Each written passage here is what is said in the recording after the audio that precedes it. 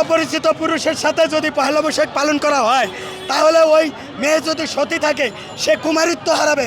Guarantee দিলাম, guarantee দিলাম, guarantee দিলাম। আমার বাংলাদেশের মা ও বোনেরা ও আমার বাপ ও চাচারা, আপনারা আপনাদের মেয়েদেরকে এই পহেলা বৈশাখে ছেড়ে দিবেন, কিন্তু একটা বাইন্ডিং দিবেন যে আপনার ছেলের সাথে আপনার মেয়ে যাচ্ছে, আপনার মেয়ের সাথে আপনার মেয়ে কারোর সাথে যাচ্ছে।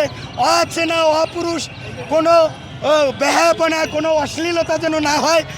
তাহলে কোনো হুজুরের বাপের ক্ষমতা নাই এই পহেলা বৈশাখকে বন্ধ করার জন্য কোনো ফতোয়া দেওয়া। আচ্ছা, আরেকটা প্রশ্ন, আমরা দেখেছি পয়লা বৈশাখে বিভিন্ন মেয়েরা বা বিভিন্ন ছেলেরা পার্কে পার্কে ঘুরে বেড়াচ্ছে, বিভিন্ন চেপাই যাচ্ছে। এই বিষয়ে যদি আপনি ভাই, এই বিষয়ে তো আমি বলছি, এই পহেলা বৈশাখে যেমন হয় ঈদেও হচ্ছে কোনো অংশে কম হয় না, বরং বেশি হয়। এটা কি কালচার আছে কিনা? হ্যাঁ, এটা আছে। পহেলা বৈশাখে যেমন হয় ঈদেতেও কম হয় না। রমজান, পুরো রমজানই কে কার মায়ের নিয়ে, কে কার বউরে নিয়ে শপিং মলে যাইয়া বসুন্ধরায় যায় মার্কেট করে, তখন হুজুরেরা ফতোয়া দেয় না, কারণ ঈদ এলো আমাদের দরকার। কিন্তু যখন পয়লা বৈশাখের নামে কিছু লোক একটু বেহায়াপনা করে, আমি বেহায়াপনার বিরুদ্ধে, কোনো ধরনের বেহায়াপনা অশ্লীলতা আমি চাই না। কিন্তু প্রত্যেকটা মা বোন বাড়াবে তার নিজস্ব ভাই বাবা চাচার সাথে। বীরের জাতি, বাংলাদেশি জাতি, আজ আমাদের বাংলাদেশিদের জন্য একটা গর্বের দিন। আমাদের বছরের আমাদের যে নিজেদের ঐতিহ্য আছে, নিজেদের দেশ আছে, ভাষা আছে, নিজেদের ক্যালেন্ডারিক সন আছে।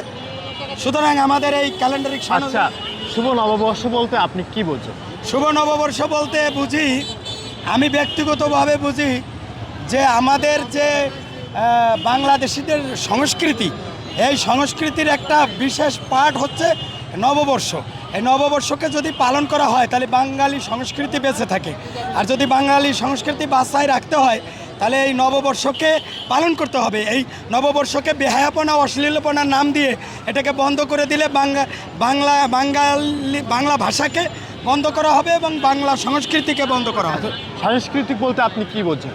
সংস্কৃতি বলতে এদেশের আপামর জনগণ, তারা যুগের পর যুগ, শতাব্দীর পর শতাব্দী যে সমস্ত কৃষ্টি কালচার, যে সমস্তভাবে বেড়ে উঠছে, তারা যে সমস্ত আচার অনুষ্ঠান, এগুলি সামাজিক, রাজনৈতিক বা পারিবারিক যে আচার অনুষ্ঠানগুলি আছে, সেটা কোনোটা পারিবারিক আচার অনুষ্ঠান বলবেন, এটা হচ্ছে একটা মানে আচার অনুষ্ঠান। আচ্ছা, আমরা তো বাঙালি, জি, আমরা কি আসলে সাংস্কৃতিকটা ধরে রাখতে পেরেছি কিনা?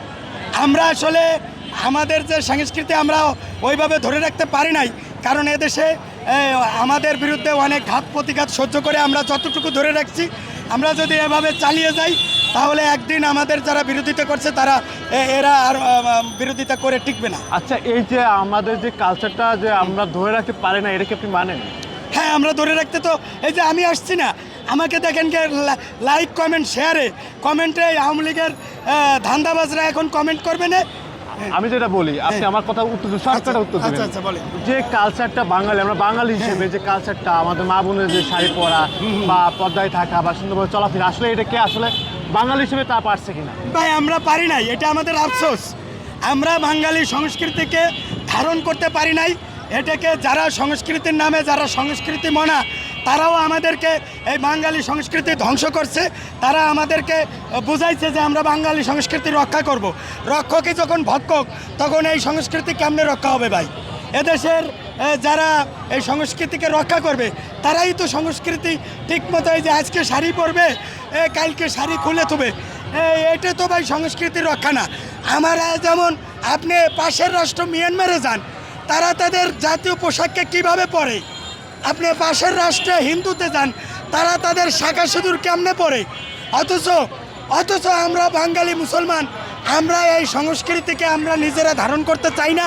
কেউ ধারণ করলেও তাদেরকে আমরা ধারণ করতে দেই না। এইটাই আমার বড় আক্ষেপ। আচ্ছা, এর পিছনে কারণ কি আছে? কি করলে আসলে বাঙালি কালচারগুলো ধরে রাখতে পারবে? এর পিছনে প্রধান কারণ হলো কিছু হিন্দু মৌলবাদ আছে। হিন্দু মৌলবাদ, তারা ব্রাহ্মণ সম্প্রদায়, তারা হিন্দুদেরকে কন্ট্রোল করে। এদের কথা কেউ বলে না। হিন্দু মৌলবাদ, এরা বিভিন্ন পূজা অর্চনা করে, এদেরকে পুরোহিত বলে। এরা নমশূদ্রদের ঘরে ঘরে গিয়ে এই হিন্দু মৌলবাদেরা পূজা টুজা করে অনেক কিছু নিয়ে আসে।